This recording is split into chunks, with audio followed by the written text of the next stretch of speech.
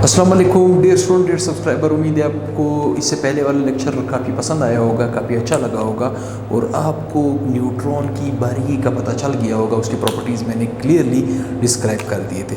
अब हम स्टेज पे पहुंच चुके हैं कि इलेक्ट्रॉन, प्रोटॉन, न्यूट्रॉन की डिस्कवरी जब हो चुकी है तो अब हमारे पास एक बचा है एटम का न्यूक्लियस। न्यूक्लियस की बाउंड्री, उसकी डिस्कवरी किसने की थी वो आगे लेक्चर आ रहा है। बहरहाल ये छोटे छोटे टॉपिक है, इनको भी हम साथ साथ कैलकुलेट करते जाए, छोटे छोटे मैथमेटिक्स में भी यूज़ होगा। ठीक, टॉपिक क्या है? Properties of three fundamental particles. Properties of three fundamental particle. आपको मैं बता चुका हूं कि एटम के अंदर सब एटॉमिक पार्टिकल मोर देन 100 है, लेकिन उसमें से 3 फंडामेंटल है।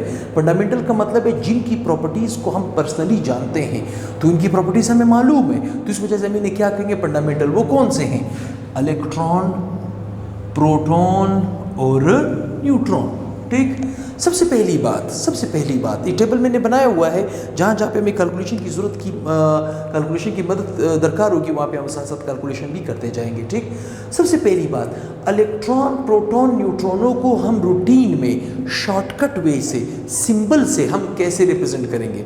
आपको पता है सिंबलिक रिप्रेजेंटेशन हम कैसे करेंगे इलेक्ट्रॉन का, प्रोटॉन का, न्यूट्रॉन का। ठीक, इलेक्ट्रॉन का, प्रोटॉन का और न्यूट्रॉन का। सिंपल सी बात है, इलेक्ट्रॉन को हम रिप्रेजेंट करेंगे E-1 चार्ज से।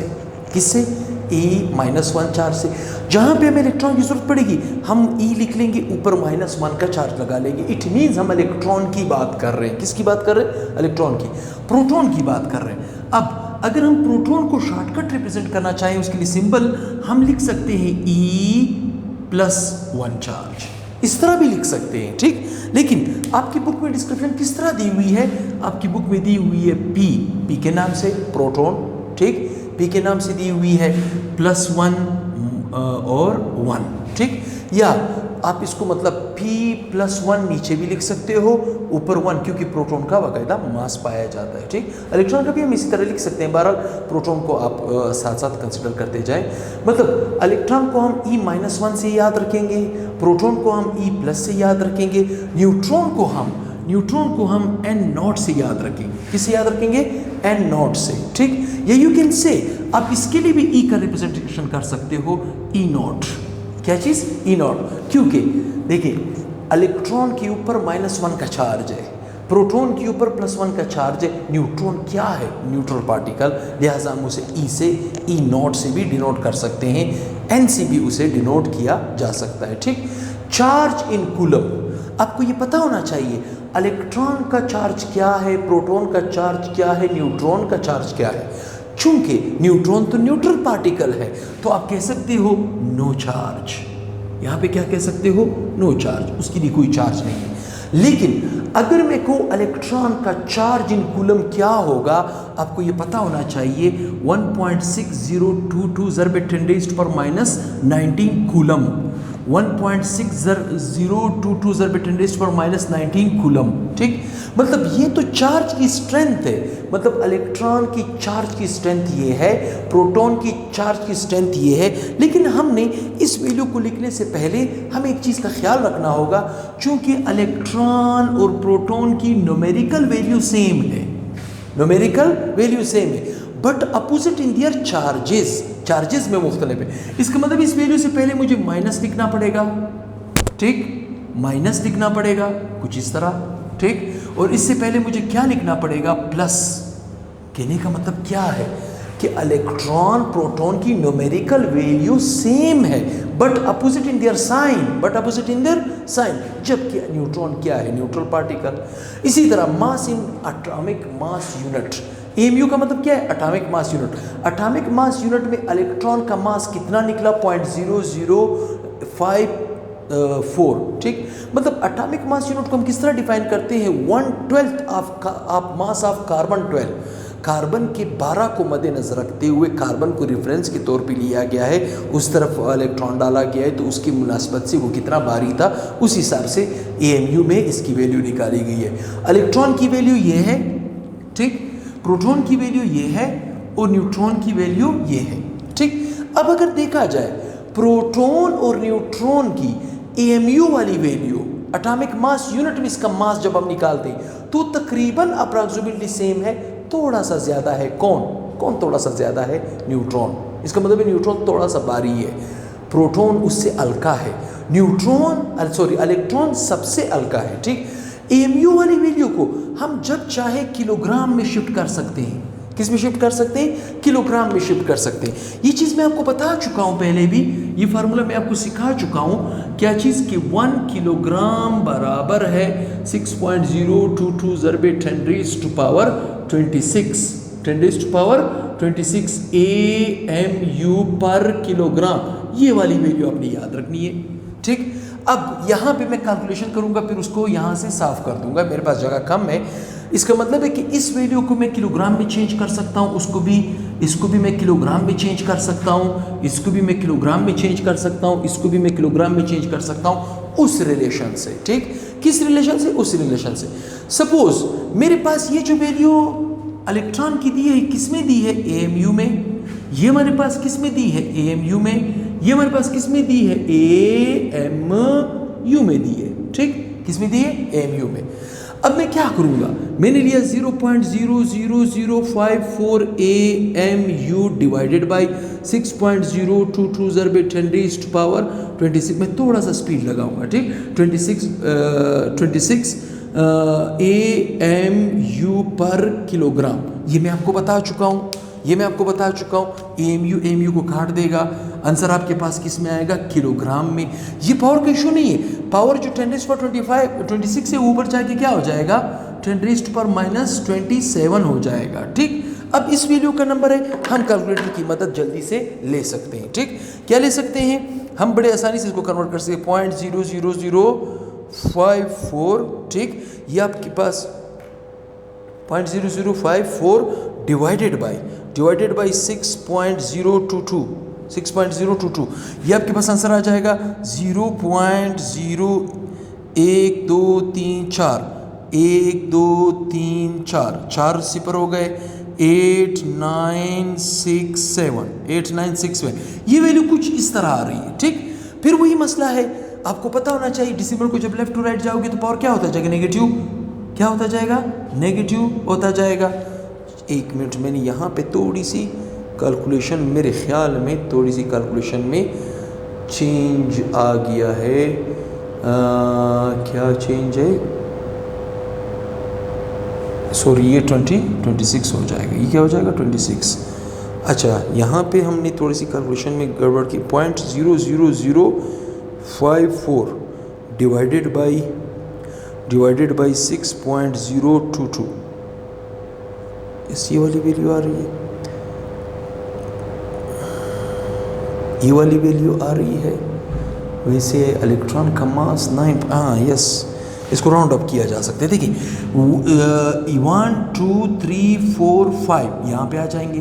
कितने डिजिट आए? 1 2 3 4 5, तो 8.967 ज़रबे 10 रेज़्ड टू पावर कितने डिजिट आए? 1 2 3 4 5 -5 और -26, ये कितने हो जाएंगे? ये हो जाएंगे 11, ये हो जाएगा 3, मतलब -31 किलोग्राम। आंसर ये आ जाएगा।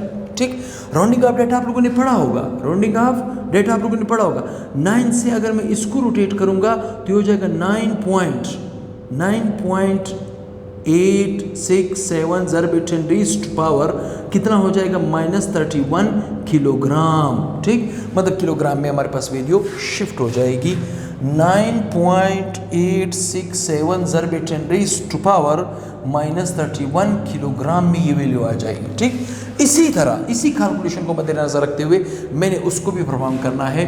1.00727 डिवाइडेड बाई 6.022 ज़रबे 10 रेज़्ड टू पावर 26 AMU पर किलोग्राम। AMU, ये AMU को काट देगा, आंसर किलोग्राम में आ जाएगा, यू पर चला जाएगा, 10 रेज़्ड टू पावर -26 हो जाएगा। ठीक, अब ये क्या वैल्यू देगा? ये हमें कैलकुलेटर से कैलकुलेट करना पड़ेगा। 1.00727 यह आ जाएगा। अच्छा, ये डिवाइडेड बाई 6.022, ये हो जाएगा 0.16726, आगे नहीं जाए, ये वैल्यू आ गई। फिर वही मसला है, एक पॉइंट को इधर ले आओ, 1.6726 ज़रब 10 रेज़्ड पर, एक डिसिमल आप उधर गए हो तो एक -1 इसके साथ जमा कर दोगे तो -27 किलोग्राम हो जाएगा। इसका मतलब ये वैल्यू मैं यहाँ पे पेस्ट कर सकता हूँ, ठीक। 1.6726 ज़रब 10 रेज़्ड पावर -27 किलोग्राम में वैल्यू शिफ्ट हो जाएगी, ठीक। मेरे ख्याल में ये तो मैं रफ इस्तेमाल कर रहा हूँ, ये मैं बार बार बता चुका हूँ, लिहाजा मैं इसको यहाँ से साफ़ करने वाला हूँ। किसी ने स्क्रीनशॉट वगैरह लेना हो तो वो ले चुका होगा। मेरा आइडिया ये कहता है कि ये तो रफ था, मैंने वहाँ पे टेबल को थोड़ा सा इम्प्रूव करने के लिए ये स्टेप लिया, ठीक। इसी तरह उस वैल्यू को लिखें 1.00 क्या है 867 AMU डिवाइडेड बाई 6.022 ज़रब 10 रेज़्ड टू पावर 26 AMU पर किलोग्राम। आसान कैलकुलेशन, इसको इससे काट दे, आपके पास आंसर किलोग्राम में आ जाएगा, यू ऊपर चला जाएगा 10 रेज़्ड टू पावर -26 हो जाएगा मल्टीप्लाई बाय, ठीक। इसको हम डिवाइड कर देंगे, ये हो जाएगा 1.00867 डिवाइडेड बाई 6.022, ये हो जाएगा 0.16749, ये वैल्यू हो जाएगी। फिर वही मसला है, डेसिमल को इधर शिफ्ट कर दो, 1.6749 ज़रब 10 रेज़्ड पर -27 किलोग्राम, -27 किलोग्राम। ये आपके पास वैल्यू आ जाएगी 1.6749 ज़रब 10 रेज़्ड टू पावर -27 किलोग्राम में वैल्यू शिफ्ट हो जाएगी, ठीक। और यही वैल्यू अगर मैं ग्राम में शिफ्ट करूंगा, मतलब किलोग्राम को अगर मैं देखें, ये वैल्यू मेरे पास इलेक्ट्रॉन की किलोग्राम में आई, प्रोटॉन की किलोग्राम में आई, न्यूट्रॉन की किलोग्राम में आई, इसी वैल्यू को क्या मैं किलोग्राम वाली वैल्यू को क्या मैं ग्राम में चेंज नहीं कर सकता, क्योंकि ग्राम आपके पास क्या है, CGS यूनिट्स है, जिसे हम स्टैंडर्ड यूनिट कहते हैं, ठीक, जिसे हम क्या कहते हैं, स्टैंडर्ड यूनिट है। यही वैल्यू मैंने आपको कैलकुलेशन से मतलब डायरेक्ट मैंने करके दी है, जिसमें आपको फार्मूला समझाऊंगा। इस वैल्यू को जब आप ग्राम में शिफ्ट करोगे तो ये वैल्यू आपके हाथ आएगी, इस वैल्यू को अगर ग्राम में शिफ्ट करोगे तो ये वैल्यू आपके हाथ आएगी, इस वैल्यू को अगर ग्राम में शिफ्ट करोगे तो ये वैल्यू आपके हाथ आएगी। असल में किलोग्राम को ग्राम में किस तरह शिफ्ट किया जाता है, ये भी आपके पास, इसका भी आपके पास कुछ ना कुछ एक्सप्लेनेशन होना चाहिए, ठीक। आपको ये पता होना चाहिए कि 1 किलोग्राम में 1000 ग्राम पर किलोग्राम होते हैं, ठीक। 1 किलोग्राम में 1000, मतलब ये रिलेशन है, सही है, ये रिलेशन है, ठीक। इस रिलेशन को आपने, चलिए मैं पहले का आपको करके दे देता हूं, बाकी आप लोग खुद कर सकते हो, ठीक। मेरे पास वैल्यू क्या है 9.867 ज़रब 10 रेज़्ड पावर -31 किलोग्राम, ये वैल्यू है।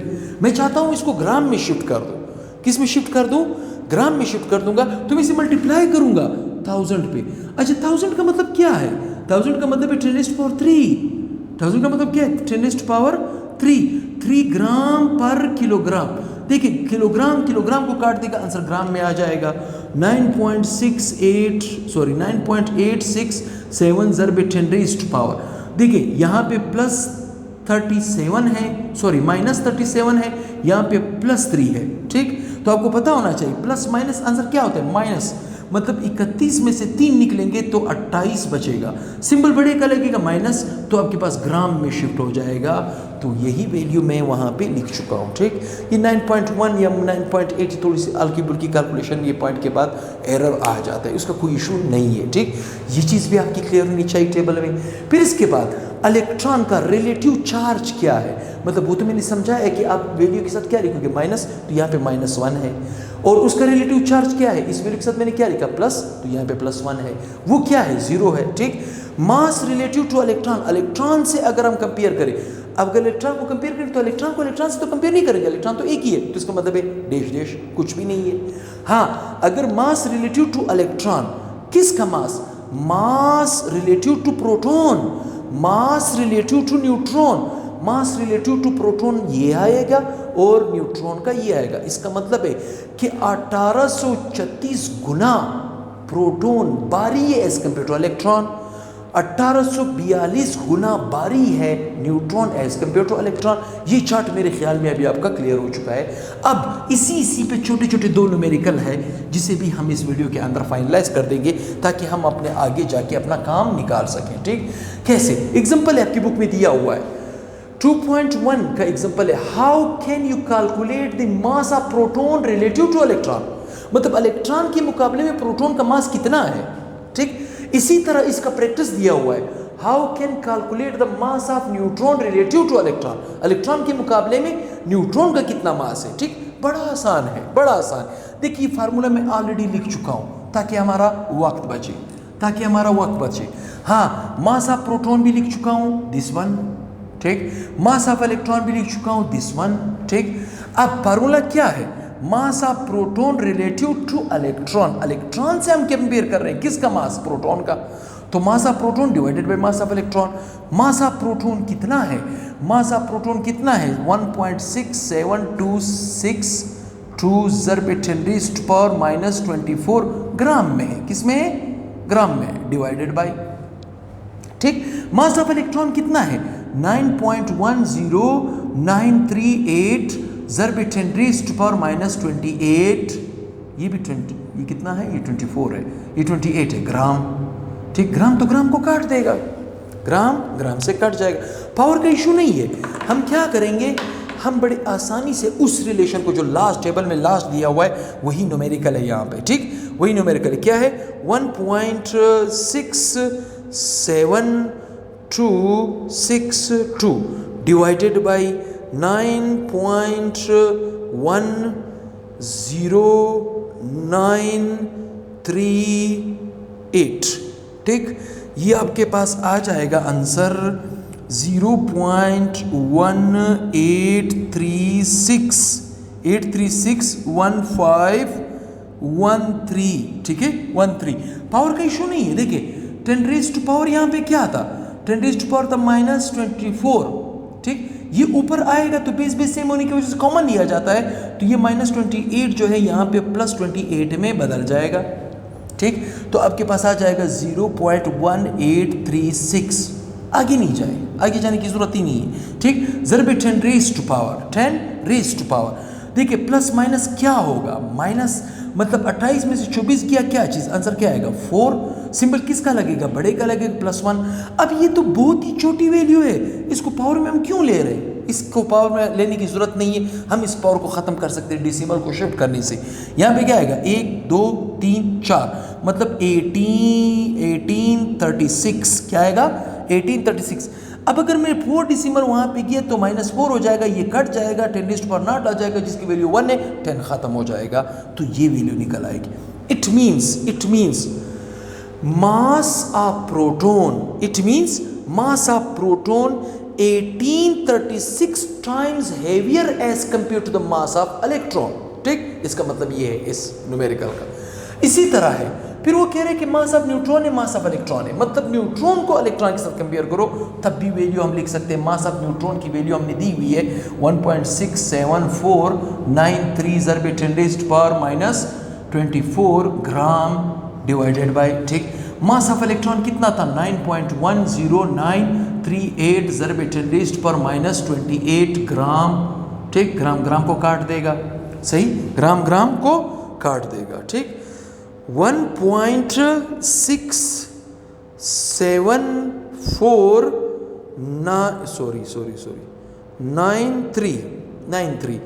Divided by 9.10938। ठीक, यह आ जाएगा 0.1838। कहीं पे हमने गलती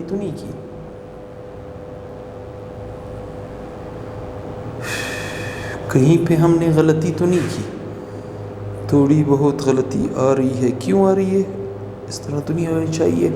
1.67493 डिवाइडेड बाई 9.10938 थोड़ा सा वो ज़्यादा है ना, तो यहाँ पे हमारे पास आंसर तो थोड़ा ज़्यादा ही आना चाहिए। बहरहाल 1 मिनट, इसको वेरीफाई कर देते हैं। मास ऑफ न्यूट्रॉन कितना था? मास ऑफ न्यूट्रॉन था 1.67493 डिवाइडेड बाई 9.1038। यस, वही वैल्यू आ रही है। ठीक, हाँ, ज़रबे 10 रेज़्ड टू पावर, ये ऊपर जाएगा तो क्या हो जाएगा? ये -24 है, ऊपर जाएगा ये +28 हो जाएगा। ठीक, +28 हो जाएगा। जब +28 हो जाएगा तो ये आपके पास आंसर क्या आ जाएगा? 0.18E3 नहीं है, ये क्या है? 42 है, थोड़ा सा एरर आ रहा है। 42 multiply by 10 raised to power, ये इसको काट देगा तो ये क्या आ जाएगा? 4। इस डिसिमल को 1 2 3 4 डिजिट ले जाओ, 1842 टाइम्स हेवियर न्यूट्रॉन। ठीक है, न्यूट्रॉन की बात हो रही, 10⁻⁴ खत्म हो जाएगा तो ये आपके पास वैल्यू निकल आएगी। ठीक, उम्मीद करता हूँ किसी ने स्क्रीनशॉट लेना हो तो वो ले सकता है, स्क्रीनशॉट किसी ने लेना हो तो वो ले सकता है। ठीक, गालिबन स्क्रीनशॉट ले चुके हो। डियर सब्सक्राइबर, हमारा चैनल माशाल्लाह बहुत ही स्पीड से आगे जा रहा है। आप अपने दोस्तों से इसको सब्सक्राइब भी करवाएं। कोयटा साइंस एकेडमी के नाम से है, कोयटा साइंस एकेडमी के नाम से, बल्कि यूट्यूब के सर्च ऑप्शन पे आप मेरा मोबाइल नंबर लिखेंगे तब भी मेरा चैनल आपके सामने आएगा, तब भी मेरा चैनल आपके सामने आएगा। मोबाइल नंबर मैं यहाँ पे लिख के दे रहा हूँ, हमारा चैनल आपके सामने आएगा 0312055099, या ये नंबर डायल करें 0343899044। इन दोनों नंबरों में से कोई भी नंबर आप सर्च ऑप्शन पे लिखेंगे, एकदम मेरे चैनल का सामना आप करोगे। कोयटा साइंस एकेडमी लिखने की भी ज़रूरत नहीं है, कभी कभार स्टूडेंट की गलती भी कर लेते, तो वहाँ पे जाने के बाद आप उसको अंदर सब्सक्राइब का बटन बताएं, क्योंकि बहुत सी मोस्टली स्टूडेंट हमारे वीडियोस देख रहे हैं लेकिन सब्सक्राइब का बटन भूल जाते हैं। बहुत से अच्छे हमारे दोस्त हैं जिनको सब्सक्राइब का बटन पता नहीं होता, तो काइंडली चैनल को सब्सक्राइब किया करें ताकि चैनल और बूस्ट हो सके। चैनल तो मोनेटाइज हो चुका है, आप लोगों की हिम्मत और मेरी मेहनत इंशाल्लाह रंग ज़रूर लाएगी। मैं आपके लिए केमिस्ट्री बहुत ही आसान करने वाला हूँ, बहुत ही जल्द में बहुत ही स्पीड लगाने वाला हूँ, बहुत सी लेक्चर्स में स्पीड से करने वाला हूँ। तो दुआ में याद रखें, नेक्स्ट वीडियो के साथ बहुत ही जल्द हाजिर होंगे। अल्लाह हाफिज़।